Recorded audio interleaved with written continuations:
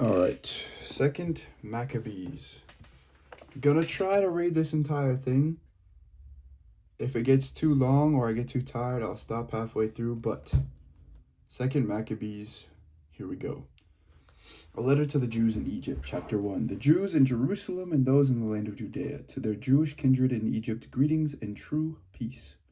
May God do good to you, and may he remember his covenant with Abraham and Isaac and Jacob, his faithful servants.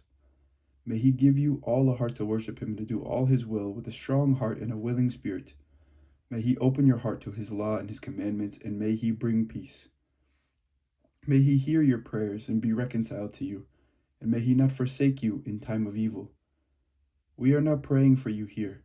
In the reign of Demetrius in the 169th year, we Jews wrote to you in the critical distress that came upon us in those years after Jason and his company revolted from the Holy Land and the kingdom and burned the gate and shed innocent blood.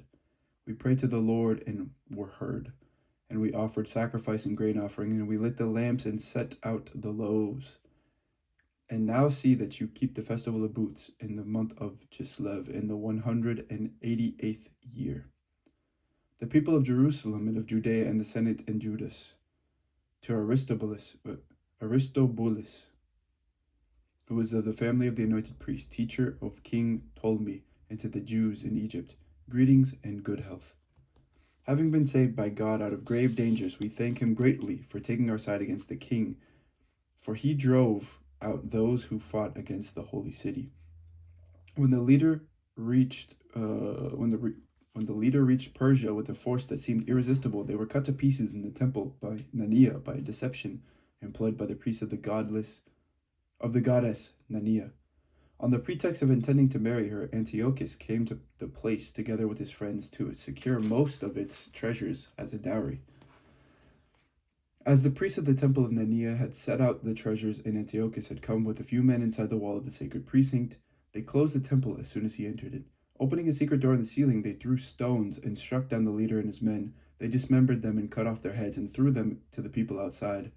Blessed in every way be our God, who has brought judgment on those who have behaved impiously. Since on the 25th day of Chislev we shall celebrate the purification of the temple, we thought it necessary to notify you in order that you also may celebrate the festival of booths and the festival of the fire given when Nehemiah, who built the temple and the altar, offered sacrifices. For when our ancestors were being led captive to Persia, the pious priests of that time took some of the fire of the altar and secretly hid it in the hollow of a dry cistern, where they took such precautions that the place was unknown to anyone.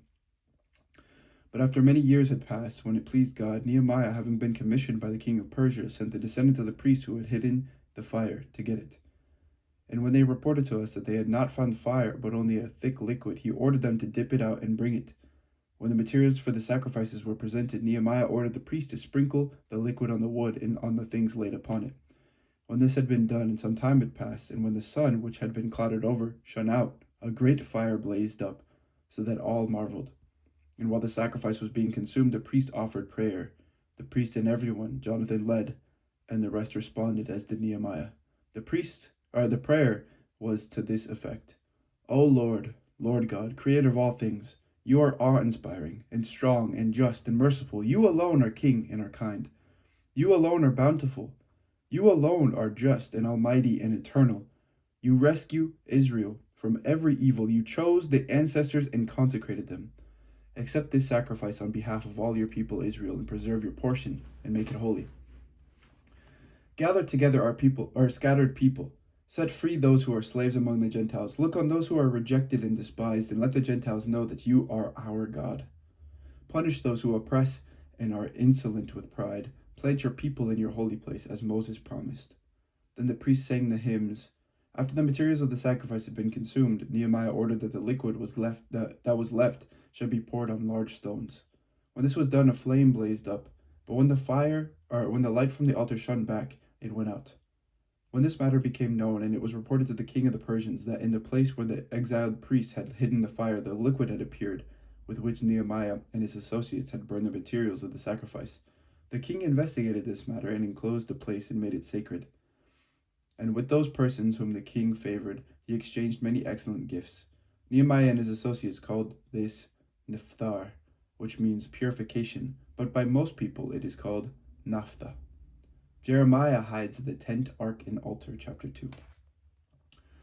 One finds in the records that the prophet Jeremiah ordered those who were being deported to take some of the fire as it had been mentioned, and that the prophet, after giving them the law, instructed those who were being deported not to forget the commandments of the Lord or to be led astray in their thoughts on seeing the gold and silver statues in their adornment. And with other similar words, he exhorted them that the law should not depart from their hearts. It was also in the same document that the prophet, having received an oracle, ordered that the tent and the ark should follow with him, and that he went out to the mountain where Moses had gone up and had seen the inheritance of God.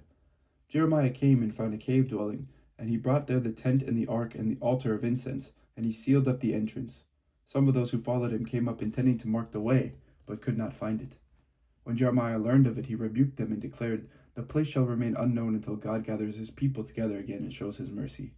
Then the Lord will disclose these things, and the glory of the Lord in the cloud will appear, as they were shown in the case of Moses, and as Solomon asked that the place should be specially consecrated."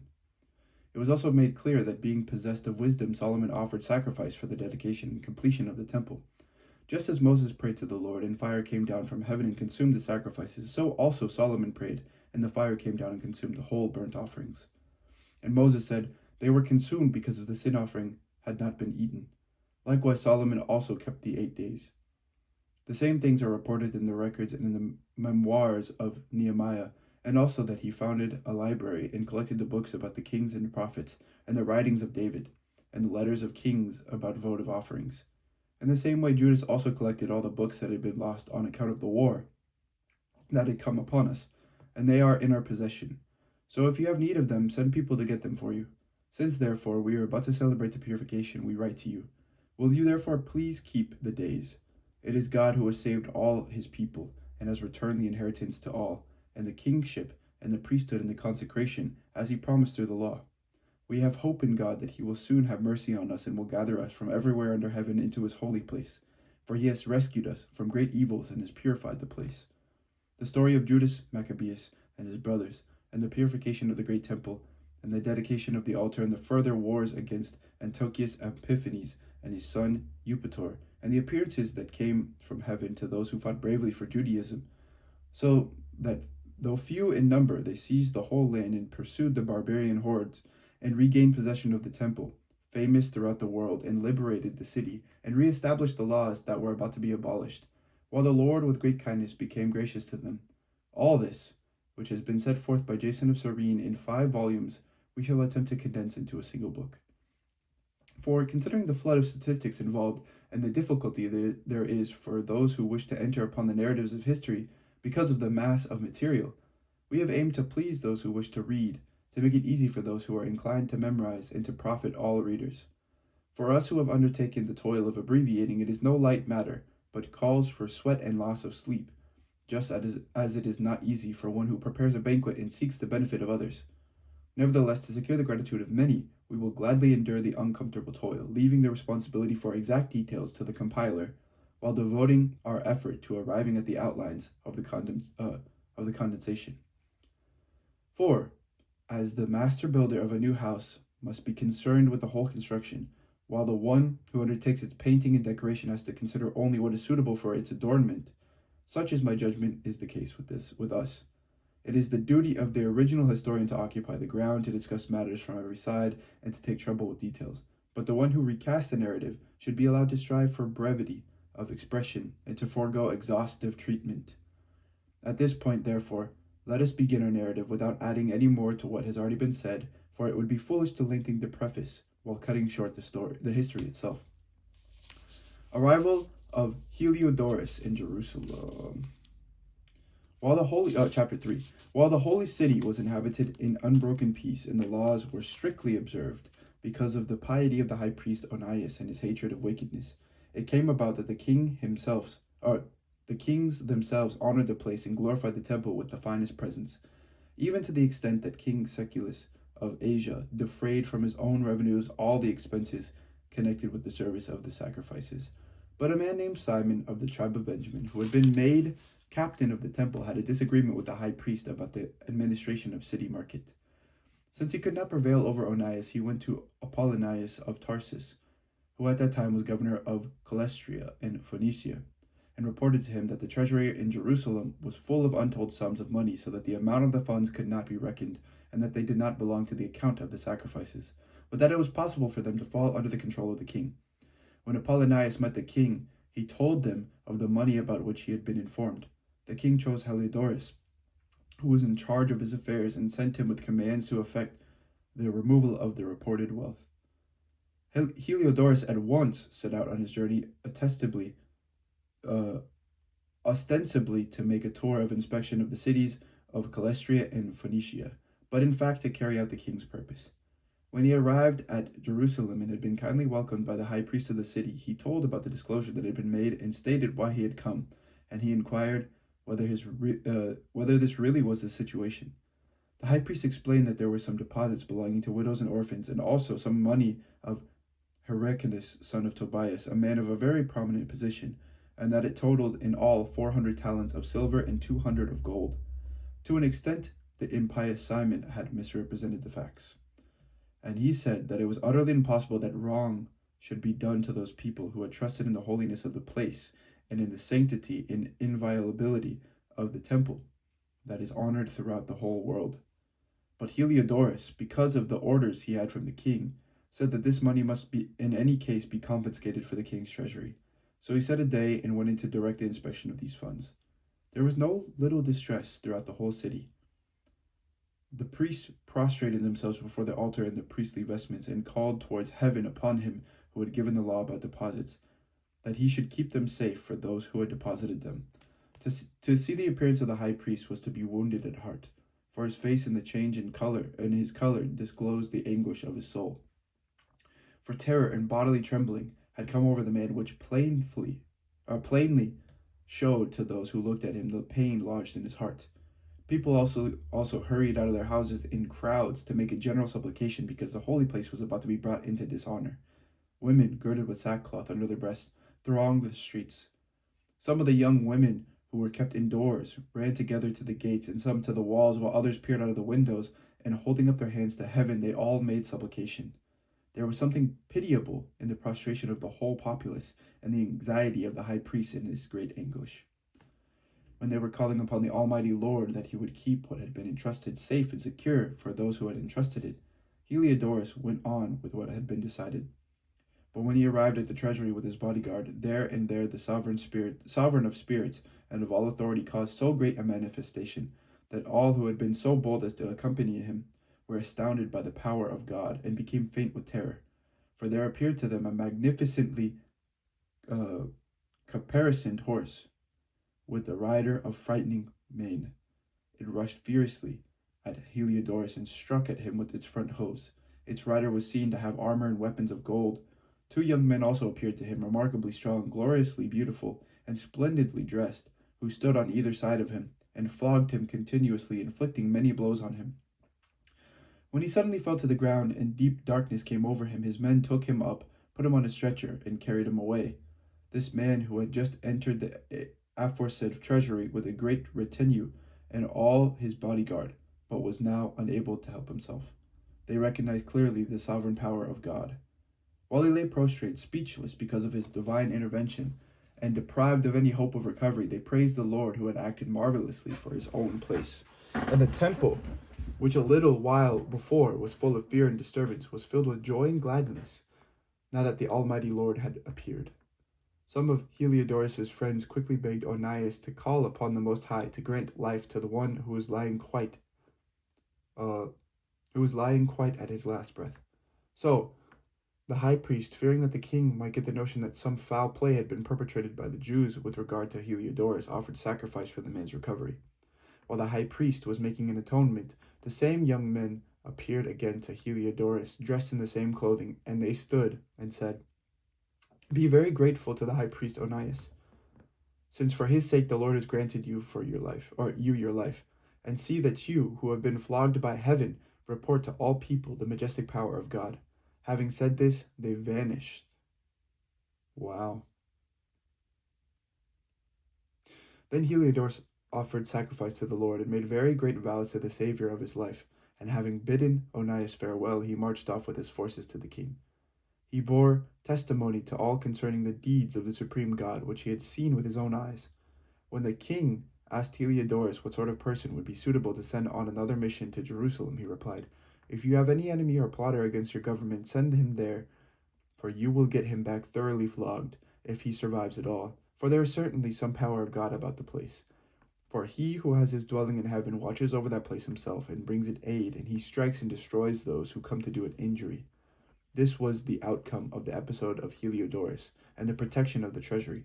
Simon accuses Onias. Chapter 4. The previously mentioned Simon, who had informed about the money against his own country, slandered Onias, saying that it was he who had incited Heliodorus and had been the real cause of the misfortune. He dared to designate as a plotter against the government the man who was the benefactor of the city, the protector of his compatriots, and a zealot for the laws. When his hatred progressed to such a degree that even murders were committed by one of Simon's approved agents, Onias recognized that the rivalry was serious and that Apollonius, son of Menethius and governor of Calistria and Phoenicia, was intensifying the malice of Simon. So he appealed to the king, not accusing his compatriots, but having in view the welfare, both public and private, of all the people. For he saw that without the king's attention, public affairs could not again reach a peaceful settlement, and that Simon would not stop his folly. When Seleucus died and Antiochus, who was called Epiphanes, succeeded to the kingdom, Jason, the brother of Onias, obtained the high priesthood by corruption, promising the king at an interview 360 talents of silver, and from another source of revenue 80 talents. In addition to this, he promised to pay 150 more if permission were given to establish by authority a gymnasium and a body of youth for it, and to enroll the people of Jerusalem as citizens of Antioch. When the king assented and Jason came to office, he at once shifted his compatriots over to the Greek way of life. He set aside the existing royal concessions to the Jews, secured through John, the father of Epolemus, who went on a mission to establish friendship and alliance with the Romans, and he destroyed the lawful ways of living and introduced new customs contrary to the law. He took delight in establishing a gymnasium right under the citadel, and he induced the noblest of the young men to wear the Greek hat. There was such an extreme of Hellenization and increase in the adoption of foreign ways because of the surpassing wickedness of Jason, who was ungodly and no true high priest, that the priests were no longer intent upon their service at the altar. Despising the sanctuary and neglecting the sacrifices, they hurried to take part in the unlawful proceedings in the wrestling arena after the signal for the discus throwing, disdaining the honors prized by their ancestors and putting the highest value upon Greek forms of prestige. For this reason, heavy disaster overtook them, and those whose ways of living they admired and wished to imitate completely became their enemies and punished them. It is no light thing to show irreverence to the divine laws, a fact that later events will make clear. When the quadrennial games were being held at Tyre and the king was present, the vile Jason sent envoys chosen as being Antiochian citizens from Jerusalem to carry 300 silver drachmas for the sacrifice to Hercules. Those who carried the money, however, thought best not to use it for sacrifice because that was inappropriate, but to expend it for another purpose. So this money was intended by the sender for the sacrifice to Hercules, but by the decision of its carriers, it was applied to the construction of triremes. I don't know how you say that, but when Apollonius, son of Menethius, was sent to Egypt for the coronation of Philometor as king, Antiochus learned that Philometor had become hostile to his government, and he took measures for his own security. Therefore, upon arriving at Joppa, he proceeded to Jerusalem. He was welcomed magnificently by Jason in the city and ushered in with a blaze of torches and with shouts. Then he marched his army into Phoenicia. After a period of 3 years, Jason sent Menelaus, the brother of the previously mentioned Simon, to carry the money to the king and to complete the records of essential business. But he, when presented to the king, extolled him with an air of authority, and secured the high priesthood for himself, outbidding Jason by 300 talents of silver. After receiving the king's orders, he returned, possessing no qualification for the high priesthood, but having the hot temper of a cruel tyrant and the rage of a savage wild beast. So Jason, who after supplanting his own brother was supplanted by another man, was driven as a fugitive into the land of Ammon. Although Menelaus continued to hold the office, he did not pay regularly any of the money promised to the king. When Sostratus, the captain of the citadel, kept requesting payment, for the collection of the revenue was his responsibility, the two of them were summoned by the king on his account of his issue.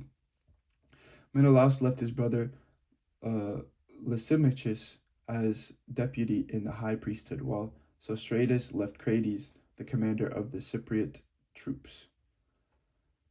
While such was the state of affairs, it happened that the people of Tarsus and of Malis revolted because their cities had been given as a present to Antiochus, the king's concubine. So the king went hurriedly to settle the trouble, leaving Andronicus, a man of high rank, to act as his deputy. But Menelaus, thinking he had attained a suitable opportunity, stole some of the gold vessels of the temple and gave them to Andronicus. Other vessels, as it happened, he sold to Tyre and the neighboring cities. When Onias became fully aware of these acts, he publicly exposed them, having first withdrawn to a place of sanctuary at Daphne near Antioch. Therefore, Menelaus, taking Andronicus aside, urged him to kill Onias. Andronicus came to Onias and, resorting to treachery, offered him sworn pledges and gave him his right hand. He persuaded him, though still suspicious, to come out from the place of sanctuary. Then, with no regard for justice, he immediately put him out of the way. For this reason, not only Jews, but many also of other nations were grieved and displeased at the unjust murder of the man. When the king returned from the region of Sicilia, the Jews in the city appealed to him with regard to the unreasonable murder of Onias, and the Greeks shared their hatred of the crime. Therefore Antiochus was grieved at heart and filled with pity and wept because of the moderation and good conduct of the deceased. Inflamed with anger, he immediately stripped off the purple robe from Andronicus, tore off his clothes, and led him around the whole city to that very place where he had committed the outrage against Onias, and there he dispatched the bloodthirsty fellow. The Lord thus repaid him with the punishment he deserved. When many acts of sacrilege had been committed in the city of Lysimachus, with the connivance of Menelaus, and when report of them had spread abroad, the populace gathered against Lysimachus, because many of the gold vessels had already been stolen. Since the crowds were becoming aroused and filled with anger, Lysimachus armed about 3,000 men and launched an unjust attack, under the leadership of a certain Aronis, a man advanced in years and no less advanced in folly. But when the Jews became aware that Lysimachus was attacking them, some picked up stones, some blocks of wood, and others took handfuls of the ashes that were lying around and threw them in the wild confusion at Lysimachus and his men. As a result, they wounded many of them and killed some, and put all the rest to flight. The temple robber himself they killed close by the treasury. Charges were brought against Menelaus about this incident, and when the king came to Tyre, 3 men sent by the Senate presented the case before him. But Menelaus, already as good as beaten, promised a substantial bribe to Ptolemy, son of Dorminus, to win over the king. Therefore Ptolemy, taking the king aside as a colonnade as if for refreshment, induced the king to change his mind. Menelaus, the cause of all the trouble, he acquitted of the charges against him, while he sentenced to death those unfortunate men who would have been freed uncondemned if they had pleaded even before Scythians. And so those who had spoken for the city and the villages and the holy vessels quickly suffered the unjust penalty. Therefore even the Tyrians, showing their hatred of the crime, provided magnificently for their funeral. But Menelaus, because of the greed of those in power, remained in office, growing in wickedness, having become the chief plotter against his compatriots. Jason tries to regain control, chapter 5. About this time, Antiochus made his second invasion of Egypt, and it happened that for almost 40 days there appeared over all the city golden cavalry charging through the air, in companies fully armed with lances and drawn swords, troops of cavalry drawn up, attacks and counterattacks made on this side and on that, brandishing of shields, massing of spears, hurling of missiles, the flash of golden trappings, and armor of all kinds. Therefore, everyone prayed that the apparition might prove to have been a good omen. When a false rumor arose that Antiochus was dead, Jason took no fewer than 1,000 men and suddenly made an assault on the city. When the troops on the wall had been forced back, and at last the city was being taken, Menelaus took refuge in the citadel. But Jason kept relentlessly slaughtering his compatriots, not realizing that success at the cost of one's kindred is the greatest misfortune. but imagining that he was setting up trophies of victory over enemies and not over compatriots. He did not, however, gain control of the government. In the end, he only got disgrace from his conspiracy and fled again into the country of the Ammonites. Finally, he met a miserable end. Accused before Aretas, the ruler of the Arabs, fleeing from city to city, pursued by everyone, hated as a rebel against the laws, and abhorred as the executioner of his country and his compatriots, he was cast ashore in Egypt. There, he who had driven many from their own country into exile died in exile, having embarked to go to the Lacedaemonians in hope of finding protection because of their kinship.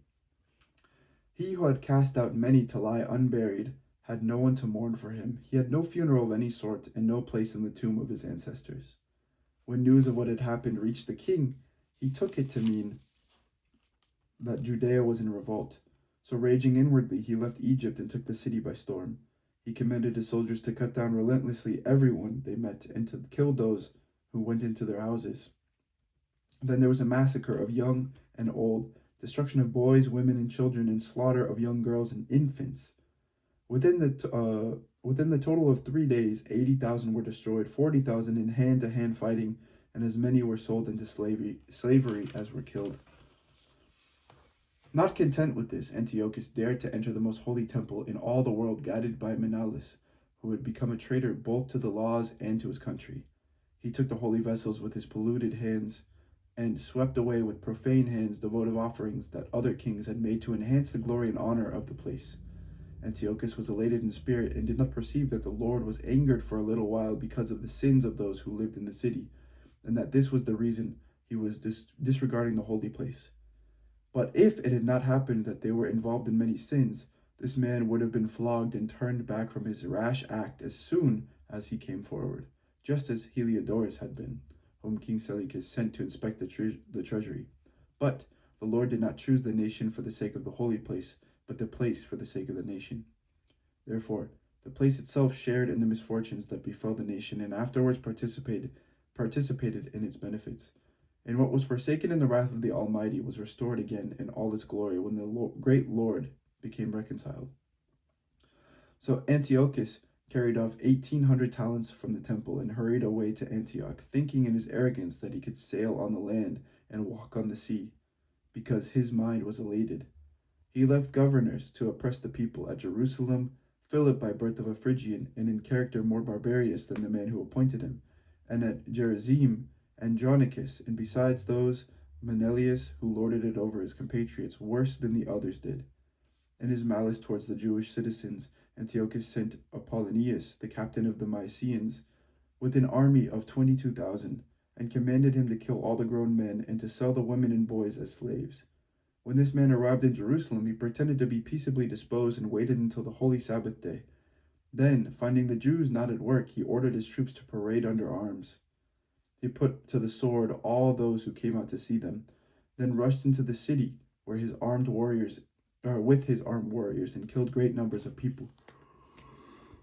But Judas Maccabees, with about 9 others, got away to the wilderness and kept himself and his companions alive in the mountains as wild animals do. They continued to live on what grew wild, so they might not share in the defilement. The suppression of Judaism, chapter 6.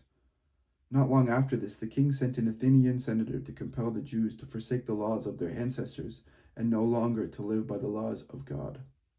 Also to pollute the temple in Jerusalem and to call it the temple of the Olympian Zeus, and to call the one in Gerizim the temple of Zeus, the friend of strangers, as did the people who lived in that place.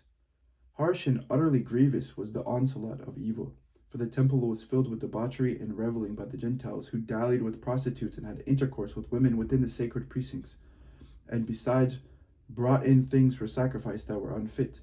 The altar was covered with abominable offerings that were forbidden by the laws. People could neither keep the Sabbath nor observe the festivals of their ancestors, nor so as much confess themselves to be Jews. On the monthly celebration of the king's birthday, the Jews were taken utter bitter constraint to partake of the sacrifices, and when a festival of Dionysus was celebrated, they were compelled to wear wreaths of ivy and to walk in the procession in honor of Dionysus. At the suggestion of the people of Ptolemais, a decree was issued to the neighboring Greek cities that they should adopt the same policy towards the Jews and make them partake of the sacrifices, and should kill those who did not choose to change over to Greek customs. One could see, therefore, that the misery had come upon them. For example, 2 women were brought in for having circumcised their children. They publicly paraded them around the city with their babies hanging at their breasts, and then hurled them down headlong from the wall. Others who had assembled in the caves nearby, in order to observe the seventh day secretly, were betrayed to Philip and were all burned together, because their plenty kept them from defending themselves, or their piety kept them from defending themselves in view of their regard for that most holy day. Now I urge those who read this book not to be depressed by such calamities, but to recognize that these punishments were designed not to destroy, but to discipline our people. In fact, it was a sign of great kindness not to let the impious alone for long, but to punish them immediately.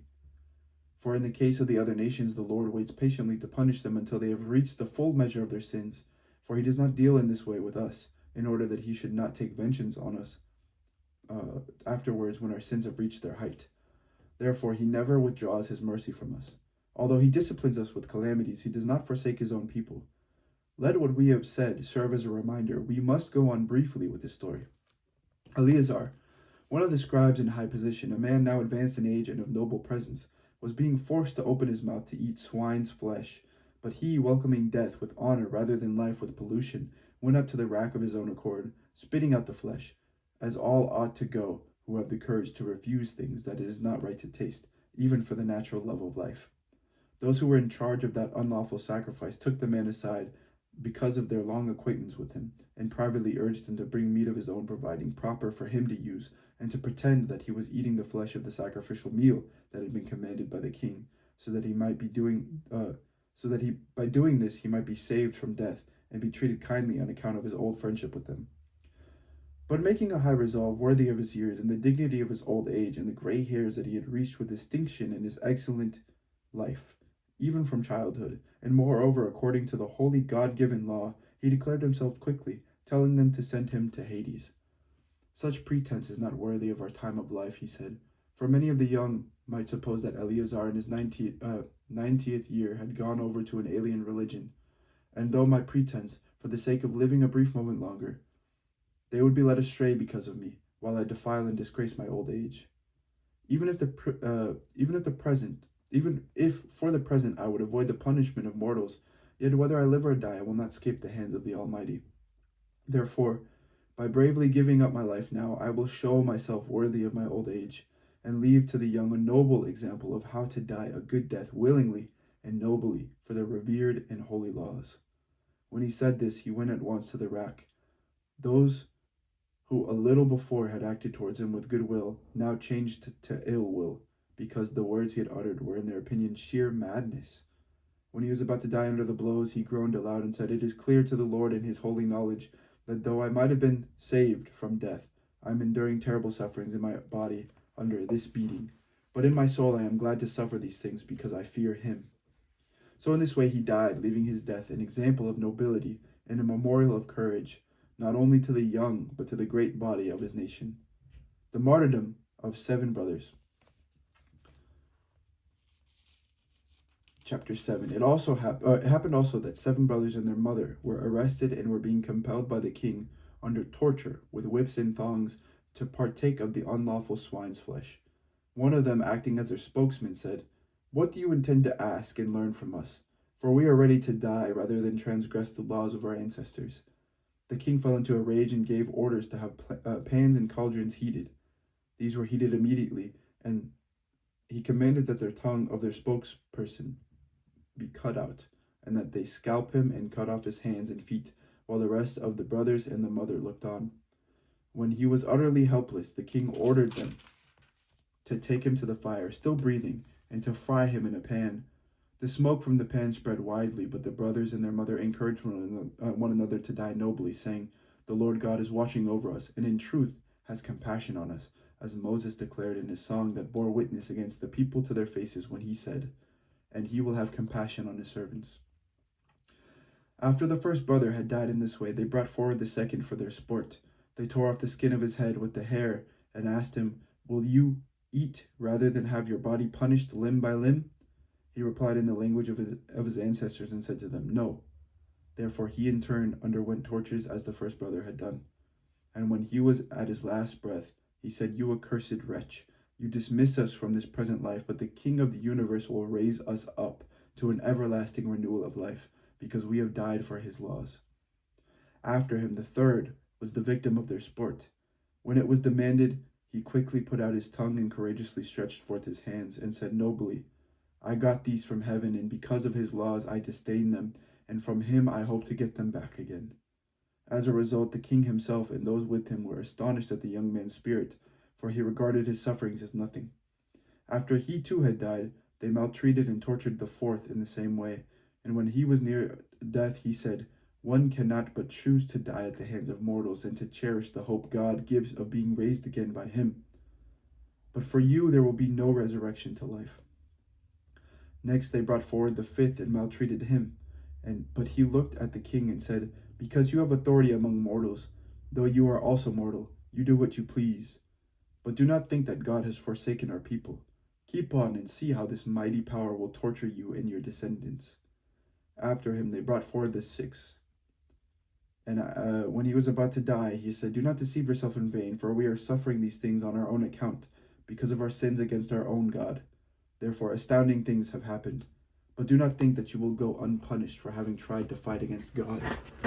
The mother was especially admirable and worthy of honorable memory. Although she saw her 7 sons perish within a single day, she bore it with good courage because of her hope in the Lord. She encouraged each of them in the language of their ancestors, filled with a noble spirit. She reinforced her woman's reasoning with the man's courage, and said to them, "I do not know how you came into being in my womb. It was not I who gave you life and breath, nor I who set in order the elements within each of you. Therefore the Creator of the world, who shaped the beginning of humankind and devised the origin of all things, will in his mercy give life and breath back to you again, since you now forget yourselves for the sake of his laws." Antiochus felt that he was being treated with contempt, and he was suspicious of her reproachful tone. The youngest brother being still alive, Antiochus not only appealed to him in words, but promised with oaths that he would make him rich and enviable if he would turn from the ways of his ancestors, and that he would take him for his friend and entrust him with public affairs. Since the young man would not listen to him at all, the king called the mother to him and urged her to advise the youth to save himself. After much urging on his part, she undertook to persuade her son. But leaning close to him, she spoke in their native language as follows, deriding the cruel tyrant. "My son, have pity on me. I carried you for 9 months in my womb and nursed you for 3 years, and have reared you and brought you up to this point in your life, and have taken care of you. I beg you, my child, to look at the heaven and the earth and see everything that is in them, and recognize that God did not make them out of things that existed. And in the same way, the human race came into being. Do not fear this butcher, but prove worthy of your brothers. Accept death, so that in God's mercy I may get you back again with your brothers." While she was still speaking, the young man said, What are you waiting for? I will not obey the king's command, but I obey the command of the law that was given to our ancestors through Moses. But you, who have contrived all sorts of evil against the Hebrews, will certainly not escape the hands of God, for we are suffering because of our own sins. And if our living Lord is angry for a little while to rebuke and discipline us, he will again be reconciled with his own servants. But you, unholy wretch, you most defiled of all mortals, do not be elated in vain and puffed up by uncertain hopes when you raise your hand against the children of heaven. You have not yet escaped the judgment of the Almighty, all-seeing God. For our brothers, after enduring a brief suffering, have drunk of ever-flowing life under God's covenant. But you, by the judgment of God, will receive just punishment for your arrogance. I, like my brothers, give up my body and life for the laws of our ancestors, appealing to God to show mercy soon to our nation, and by trials and plagues to make you confess that he alone is God, and through me and my brothers to bring to an end the wrath of the Almighty that has justly fallen on our whole nation."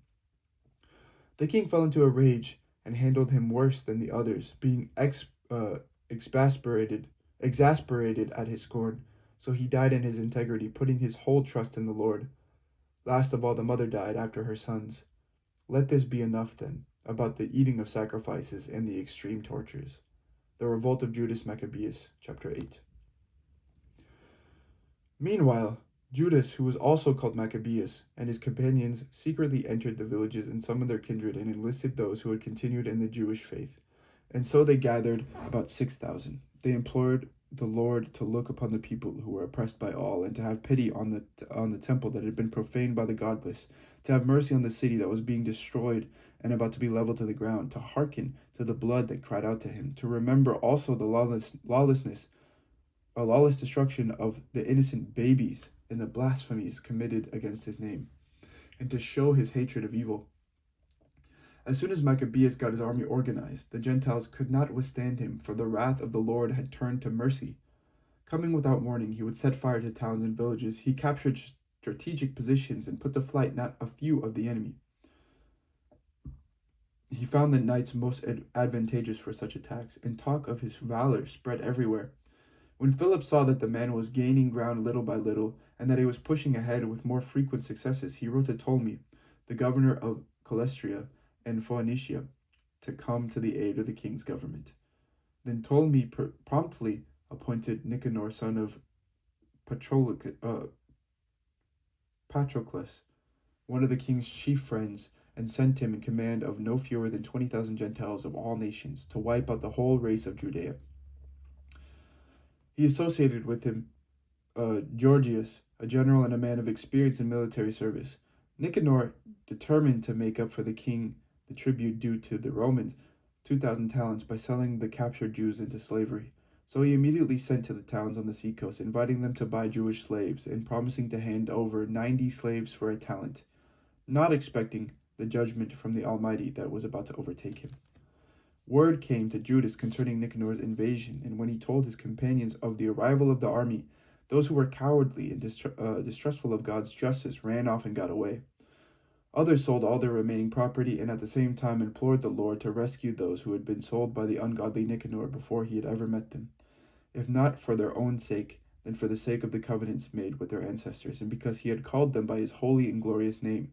But Maccabeus gathered his forces together to the number of 6,000, and exhorted them not to be frightened by the enemy, and not to fear the great multitude of Gentiles who were wickedly coming against them, but to fight nobly, keeping before their eyes the lawless outrage that the Gentiles had committed against the holy place, and the torture of the derided city, and besides the overthrow of their ancestral way of life. For they trust to arms and acts of daring, he said, but we trust in the Almighty God, who is able with a single nod to strike down those who are coming against us, and even, if necessary, the whole world. Moreover, he told them of the occasions when help came to their ancestors, how in the time of Sennacherib, when 185,000 perished, and the time of the battle against the Galatians that took place in Babylonia, when 8,000 Jews fought along with 4,000 Macedonians. Yet, when the Macedonians were hard pressed, the 8,000, by the help that came to them from heaven, destroyed 120,000 Galatians, and took a great amount of booty. With these words he filled them with courage, and made them ready to die for their laws and their country. Then he divided his army into 4 parts. He appointed his brothers also, Simon and Joseph and Jonathan, each to command a division, putting 1,500 men under each. Besides, he appointed Eleazar to read aloud from the holy book, and gave the watchword, the help of God. Then, leading the first division himself, he joined battle with Nicanor. With the Almighty as their ally, they killed more than 9,000 of the enemy and wounded and disabled most of Nicanor's army and forced them all to flee. They captured the money of those who had come to buy them as slaves. After pursuing them for some distance, they were obliged to return because the hour was late. It was the day before the Sabbath, and for that reason they did not continue their pursuit. When they had collected the arms of the enemy and stripped them of their spoils, they kept the Sabbath, giving great praise and thanks to the Lord, who had preserved them for that day and allotted it to them as the beginning of mercy. After the Sabbath, they gave some of the spoils to those who had been tortured, and to the widows and orphans, and distributed the rest among themselves and their children. When they had done this, they made common supplication and implored the merciful Lord to be wholly reconciled with his servants. In encounters with the forces of Timothy and Bacchides, they killed more than 20,000 of them and got possession of some exceedingly high strongholds, and they divided a large amount of plunder, giving to those who had been tortured, and to the orphans and widows, and also to the aged, shares equal to their own. They collected the arms of the enemy and carefully stored all of them in strategic places. The rest of the spoils they carried to Jerusalem. They killed the commander of Timothy's forces, a most wicked man, and one who had greatly troubled the Jews. While they were celebrating the victory in the city of their ancestors, they burned those who had set fire to the sacred gates. Callisthenes and some others who had fled into one little house, so they received the proper reward for their impiety. The thrice accursed Nicanor, who had brought the 1,000 merchants to buy the Jews, having been humbled with the help of the Lord by opponents whom he regarded as of the least account, took off his splendid uniform and made his way alone like a runaway slave across the country until he reached Antioch, having succeeded chiefly in the destruction of his own army. So he who had undertaken to secure tribute for the Romans by capture of the people of Jerusalem proclaimed the Jews had a defender, and that therefore the Jews were invulnerable because they followed the laws ordained by him.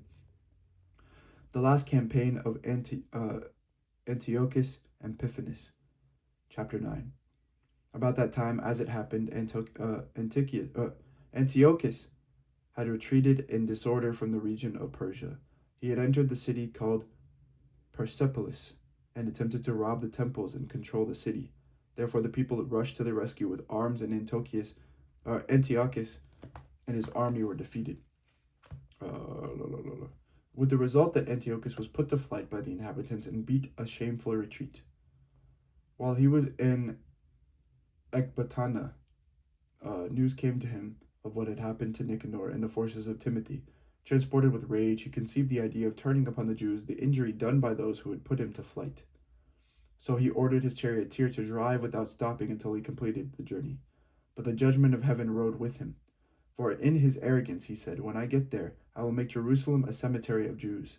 But the all-seeing Lord, the God of Israel, struck him with an incurable and invisible blow. As soon as he stopped speaking, he was seized with a pain in his bowels for which there was no relief, and with sharp internal tortures, and that very justly, for he had tortured the bowels of others with many and strange afflictions. Yet he did not in any way stop his insolence, but was even more filled with arrogance, breathing fire in his rage against the Jews, and giving orders to drive even faster. And so it came about that he fell out of his chariot as it was rushing along, and the fall was so hard as to torture every limb of his body. Thus, he who only a little while before had thought in his superhuman arrogance that he could command the waves of the sea, and had imagined that he could weigh the high mountains in a balance, was brought down to earth and carried in a litter, making the power of God manifest to all. And so the ungodly man's body swarmed with worms. And while he was still living in anguish and pain, his flesh rotted away, and because of the stench, the whole army felt revulsion at his decay. Because of his intolerable stench, no one was able to carry the man who a little while before had thought that he could touch the stars of heaven. Then it was that, broken in spirit, he began to lose much of his arrogance and to come to his senses under the scourge of God. For he was tortured with pain at every moment, and when he could not endure his own stench, he uttered these words, "It is right to be subject to God. Mortals should not think that they are equal to God." Then the abominable fellow made a vow to the Lord, who would no longer have mercy on him, stating that the holy city which he was hurrying to level to the ground and to make a cemetery, he was now declaring to be free. And the Jews, whom he had not considered worth burying, but had planned to throw out with their children for the wild animals and for the birds to eat, he would make all of them equal to citizens of Athens, and the holy sanctuary, which he had formerly plundered, he would adorn with the finest offerings.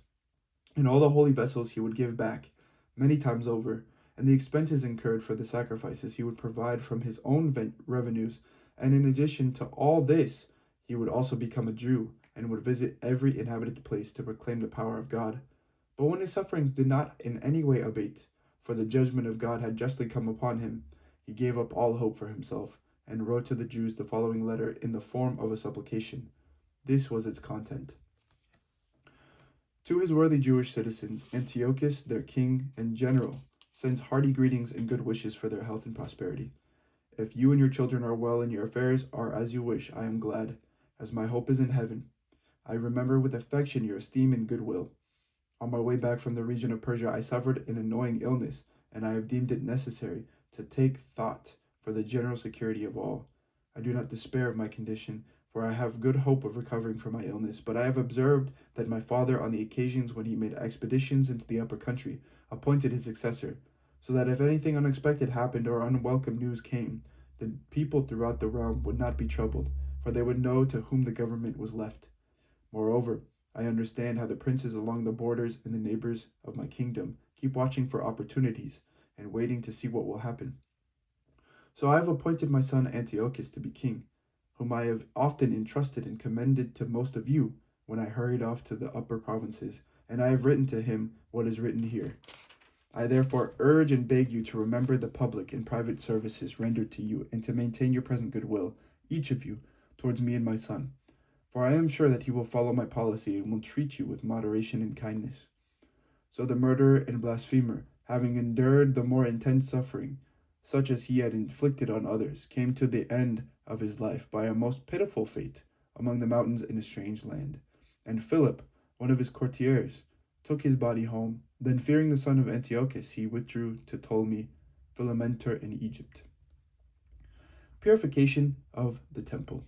Chapter 10.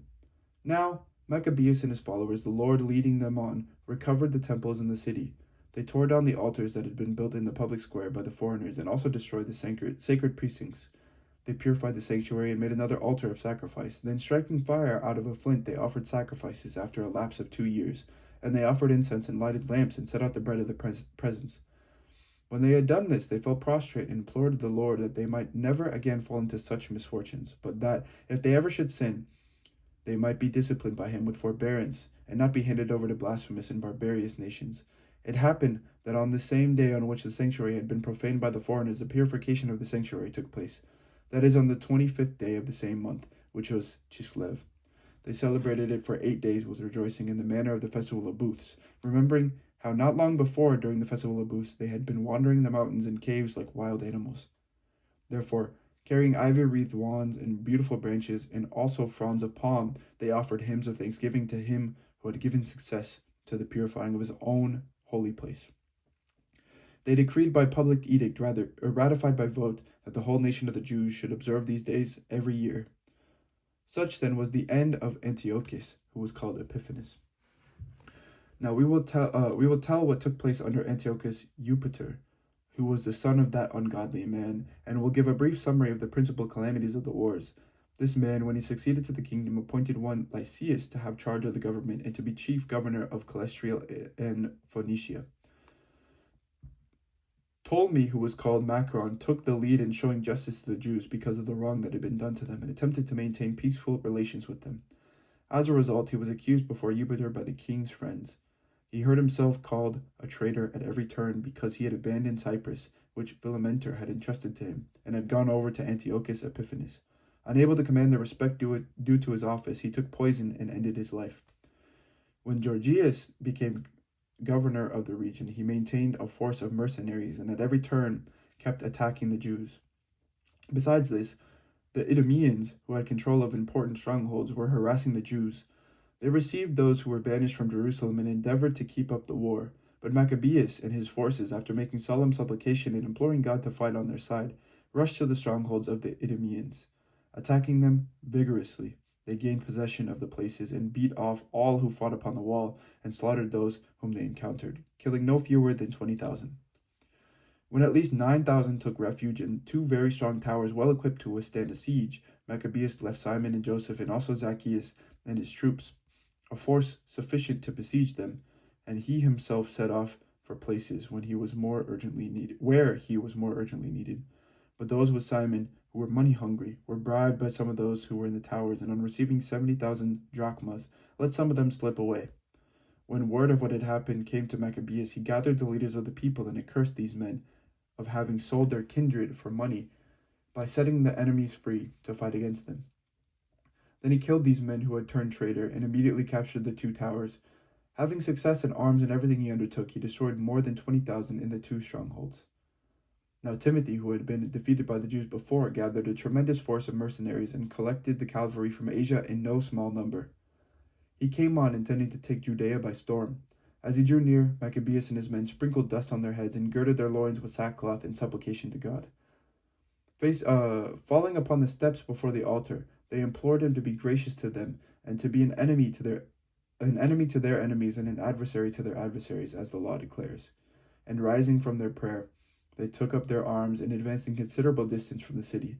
And when they came near the enemy, they halted. Just as dawn was breaking, the two armies joined battle, one having as pledge of success and victory not only their valor, but also their reliance on their Lord, while the other made rage their leader in the fight. When the battle became fierce, there appeared to the enemy from heaven 5 resplendent men on horses with golden bridles, and they were leading the Jews. 2 of them took Maccabeus between them, and shielding him with their own armor and weapons, they kept him from being wounded. They showered arrows and thunderous bolts on the enemy, and so that, confused and blinded, they were thrown into disorder and cut to pieces. 20,500 were slaughtered, besides 600 cavalry. Timothy himself fled to a stronghold called Gazara, especially well garrisoned, where Chareas was commander. Then Maccabeus and his men were glad, and they besieged the fort for 4 days. The men within, relying relying on the strength of the place, kept blaspheming terribly and uttering wicked words. But at dawn on the 5th day, 20 young men in the army of Maccabeus, fired with anger because of the blasphemies, bravely stormed the wall with savage fury, cut down everyone they met. Others who came up in the same way wheeled around against the defenders and set fire to the towers. They kindled fires and burned the blasphemers alive. Others broke open the gates and let in the rest of the force, and they occupied the city. They killed Timothy, who was hiding in a cistern, and his brother Chareas in Apollophanes. And when they had accomplished these things with hymns and thanksgiving, they blessed the Lord, who shows great kindness to Israel and gives them victory. Lysias besieges Bethzer, chapter 11. Very soon after this, Lysias, the king's guardian and kinsman, who was in charge of the government, being vexed at what had happened, gathered about 80,000 infantry and all his cavalry, and came against the Jews. He intended to make the city a home for Greeks, and to levy tribute on the temple as he did on sacred places of the other nations, and to put the high priesthood up for sale every year. He took no account whatever of the power of God, but was elated with his tens of thousands of infantry, and his thousands of cavalry, and his 80 elephants. Invading Judea, he approached Bethzer, which was a fortified place about 5 stadia from Jerusalem, and pressed it hard. When Maccabeus and his men got word that Lysias was besieging the strongholds, they and all the people with lamentations and tears prayed the Lord to send a good angel to save Israel. Maccabeus himself was the first to take up arms, and he urged the others to risk their lives with him to aid their kindred. Then they eagerly rushed off together, and there, while they were still near Jerusalem, a horseman appeared at their head, clothed in white and brandishing weapons of gold. And together they all praised the merciful God, and were strengthened in heart, ready to assail not only humans but the wildest animals, or walls of iron. They advanced in battle order, having their heavenly ally, for the Lord had mercy on them. They hurled themselves like lions against the enemy,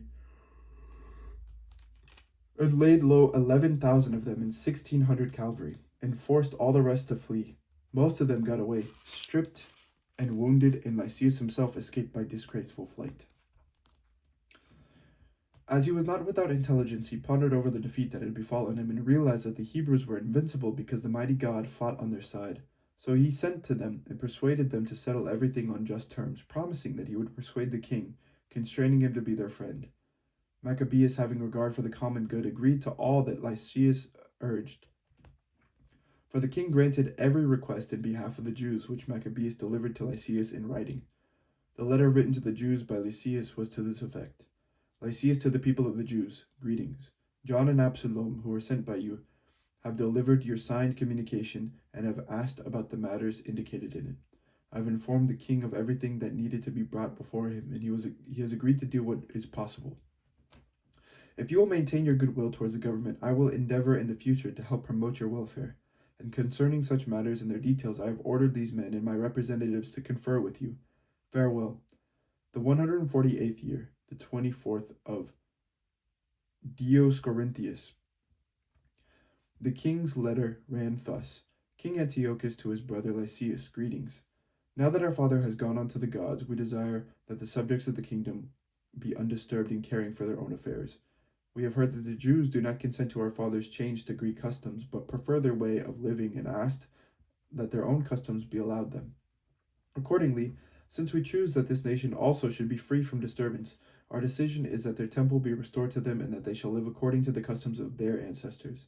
You will do well, therefore, to send word to them and give them pledges of friendship, so that they may know our policy and be of good cheer and go on happily in the conduct of their own affairs. To the nation, the king's letter was as follows: King Antiochus, to the Senate of the Jews and to the other Jews, greetings. If you are well, it is as we desire. We also are in good health.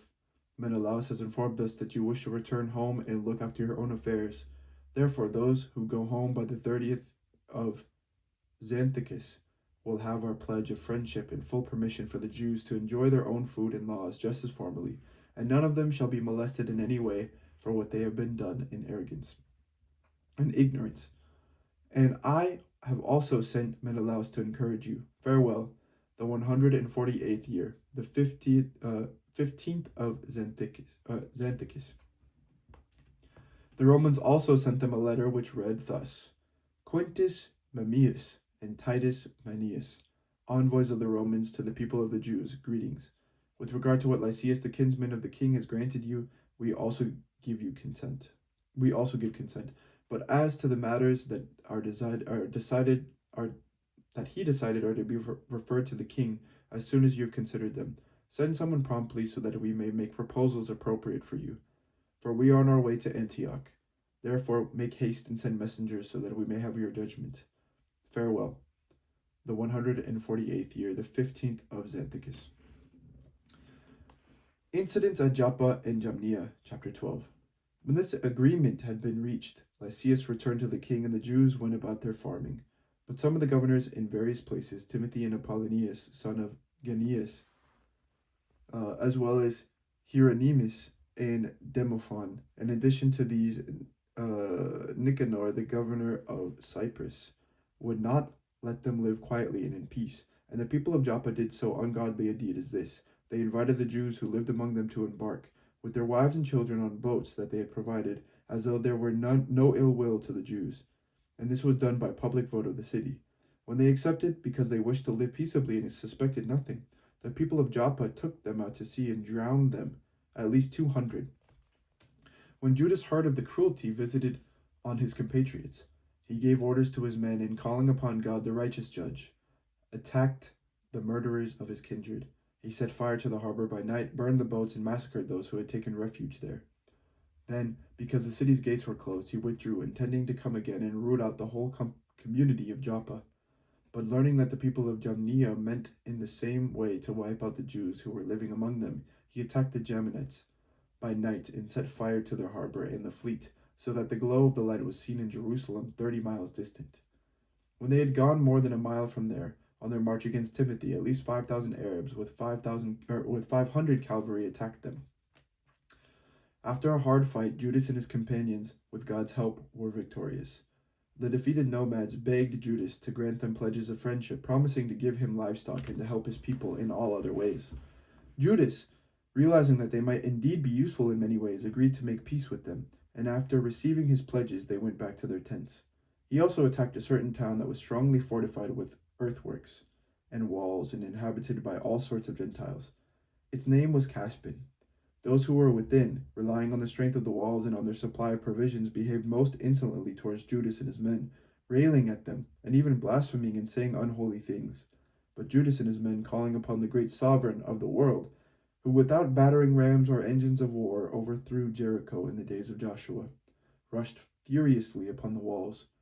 They took the town by the will of God and slaughtered untold numbers, so that the adjoining lake, a quarter of a mile wide, appeared to be running over with blood. When they had gone over 95 miles from there, they came to Charax, to the Jews who are called Taubiani. They did not find Timothy in that region, for he had been by then left there without accomplishing anything, though in one place he had left a very strong garrison. Dositheus and Sosipater, who were captains under Maccabees, marched out and destroyed those whom Timothy had left in the stronghold, more than 10,000 men.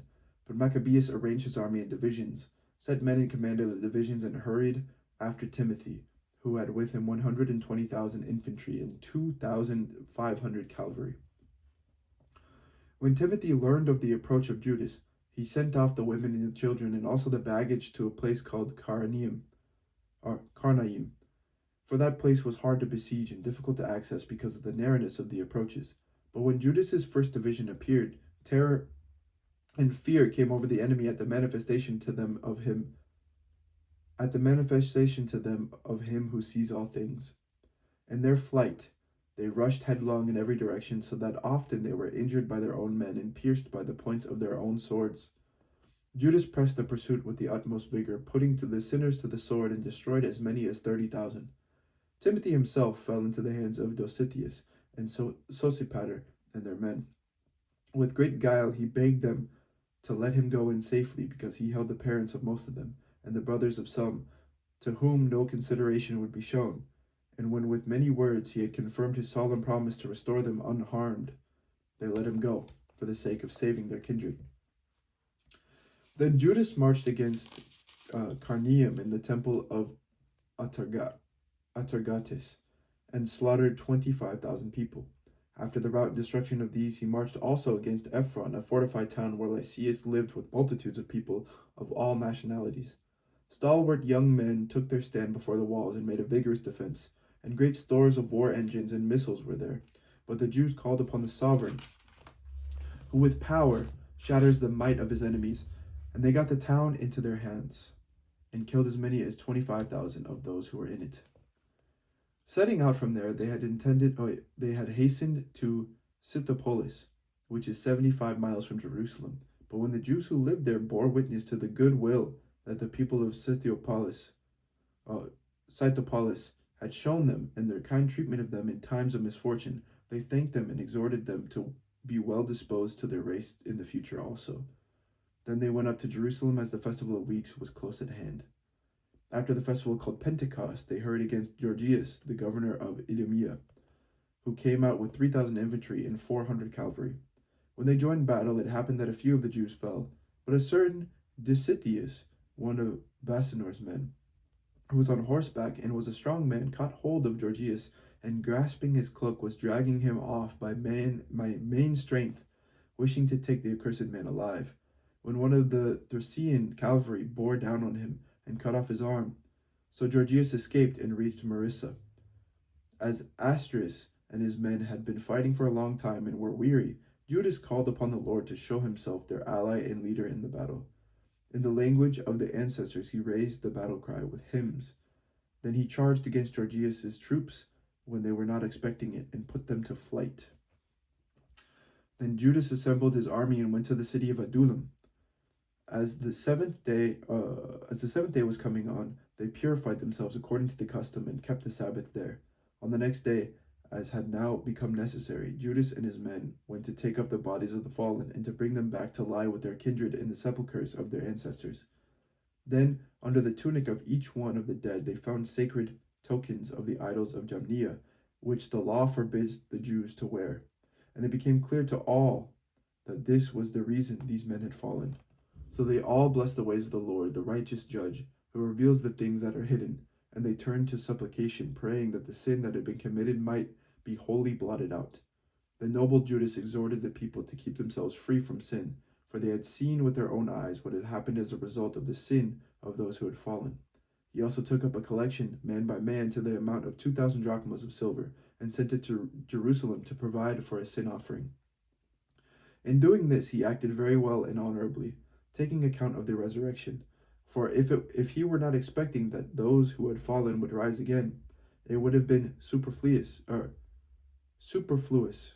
and foolish to pray for the dead. But if he was looking to the splendid reward that is laid up for those who fall asleep in godliness, it was a holy and pious thought. Therefore he made atonement for the dead, so that they might be delivered from their sin. Menelaus is put to death. Chapter 13. In the 149th year, word came to Judas and his men that Antiochus Eupator was coming with a great army against Judea, and with him Lysias, his guardian, who had charge of the government. Each of them had a Greek force of 110,000 infantry, 5,300 cavalry, 22 elephants, and 300 chariots armed with scythes.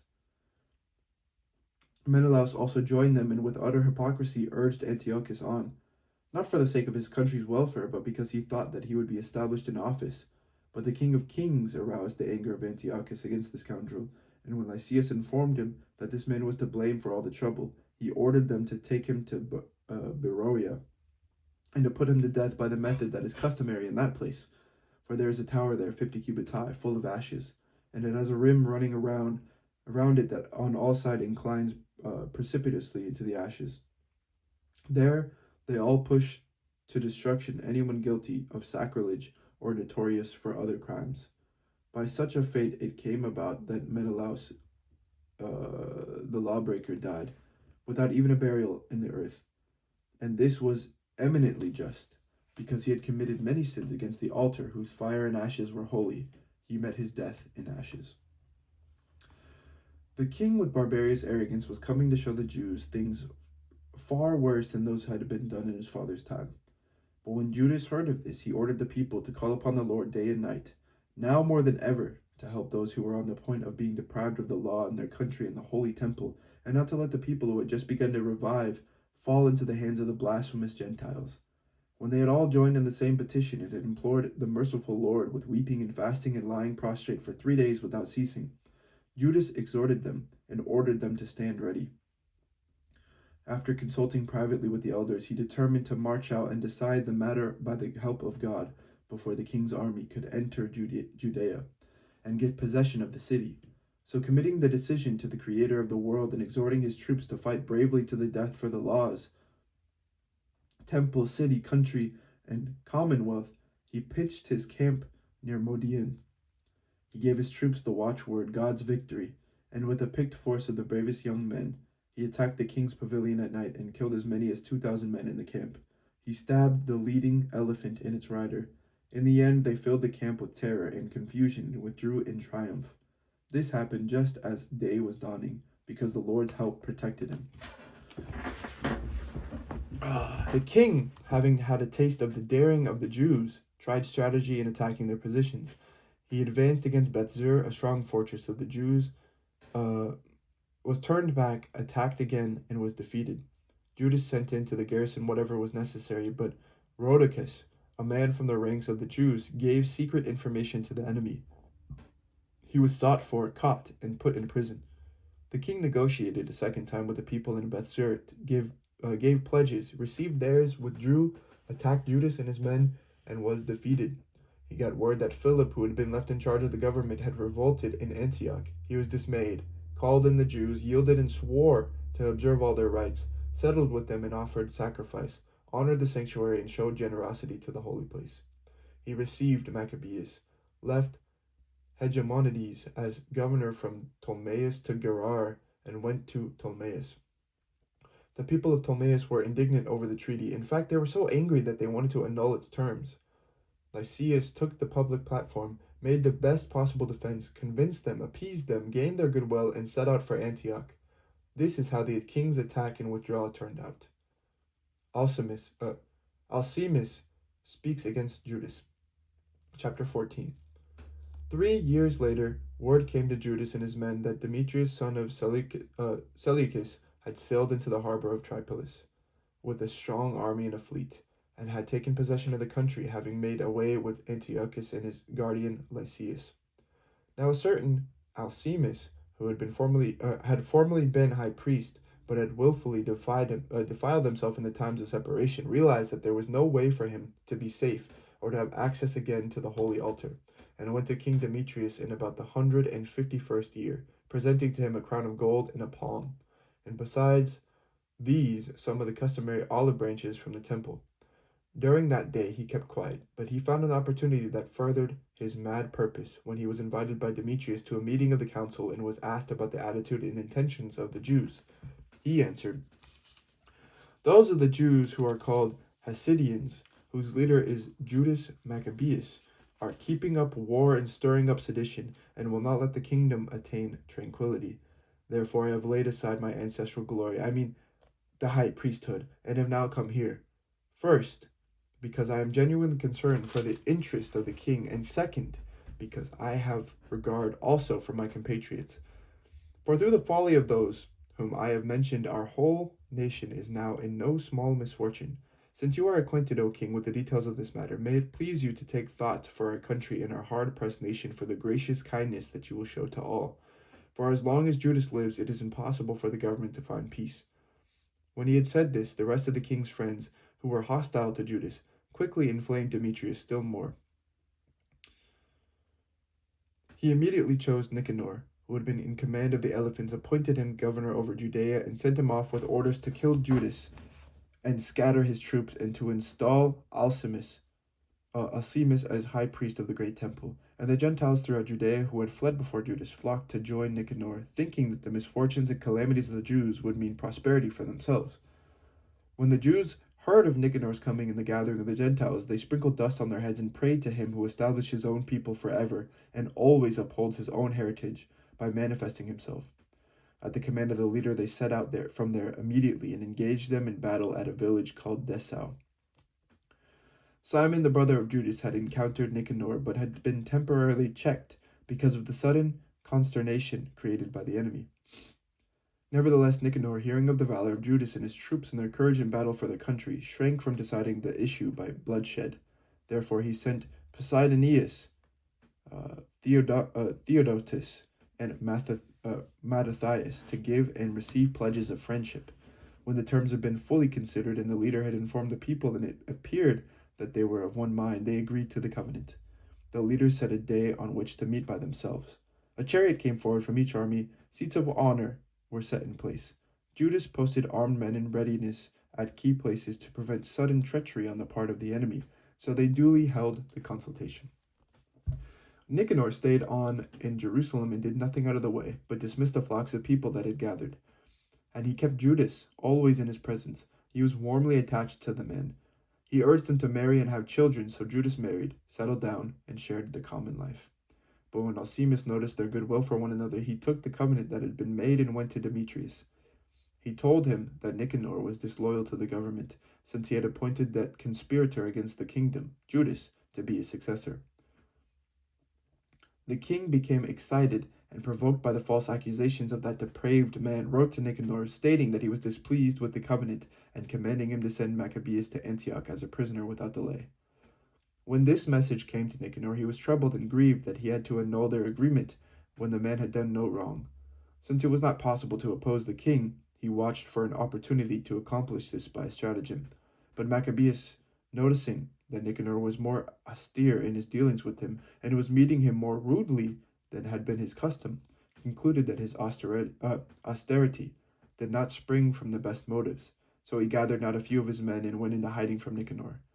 When the latter became aware that he had been cleverly outwitted by the man, he went to the great and holy temple while the priests were offering the customary sacrifices, and commanded them to hand the man over. When they declared on oath that they did not know where the man was whom he wanted, he stretched out his right hand towards the sanctuary and swore this oath: "If you do not hand Judas over to me as prisoner, I will level this shrine of God to the ground and tear down the altar, and build here a splendid temple to Dionysus." Having said this, he went away. Then the priests stretched out their hands towards heaven and called upon the constant defender of our nation. And these words: "O Lord of all, though you have need of nothing, you were pleased that there should be a temple for your habitation among us. So now, O Holy One, Lord of all holiness, keep undefiled forever this house that has been so recently purified." A certain Razis, one of the elders of Jerusalem, was denounced to Nicanor as a man who loved his compatriots and was very well thought of, and for his goodwill was called Father of the Jews. In former times, when there was no mingling with the Gentiles, he had been accused of Judaism, and he had most zealously risked body and life for Judaism. Nicanor, wishing to exhibit the enmity that he had for the Jews, sent more than 500 soldiers to arrest him, for he thought that by arresting him, he would do them an injury.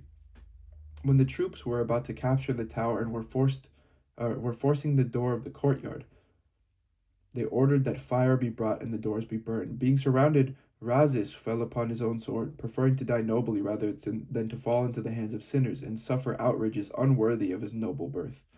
But in the heat of the struggle, he did not hit exactly, and the crowd was now rushing in through the doors. He courageously ran up on the wall and bravely threw himself down into the crowd. But as they quickly drew back, a space opened and he fell in the middle of the empty space. Still alive and aflame with anger, he rose and though his blood gushed forth and his wounds were severe, he ran through the crowd and standing upon a steep rock, with his blood now completely drained from him, he tore out his entrails, took them in both hands, and hurled them at the crowd, calling upon the Lord of life and spirit to give them back to him again. This was the manner of his death. Nicanor's arrogance, chapter 15. When Nicanor heard that Judas and his troops were in the region of Samaria, he made plans to attack them with complete safety on the day of rest. When the Jews, who were not compelled to follow him, said, "Do not destroy so savagely and barbarously, but show respect for the day that he who sees all things has honored and hallowed above other days," the thrice accursed wretch asked if there were a sovereign in heaven who had commanded the keeping of the Sabbath day. When they declared, "It is the living Lord himself, the sovereign in heaven, who ordered us to observe the seventh day," he replied, "But I am a sovereign also on earth, and I command you to take up arms and finish the king's business." Nevertheless, he did not succeed in carrying out his abominable design. This Nicanor, in his utter boastfulness and arrogance, had determined to erect a public monument of victory over Judas and his forces. But Maccabees did not cease to trust with all his confidence that he would get help from the Lord.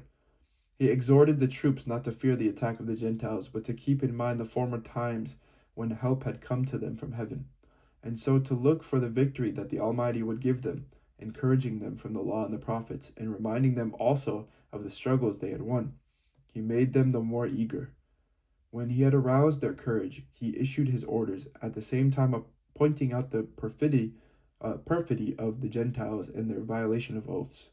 He armed each of them, not so much with confidence in shields and spears as with the inspiration of brave words, and he cheered them all by relating a dream, a sort of vision, which was worthy of belief. What he saw was this: Onias, who had been a high priest, a noble and a good man, of modest bearing and gentle manner, one who spoke fittingly and had been trained from childhood in all that belongs to excellence, was praying with outstretched hands for the whole body of the Jews.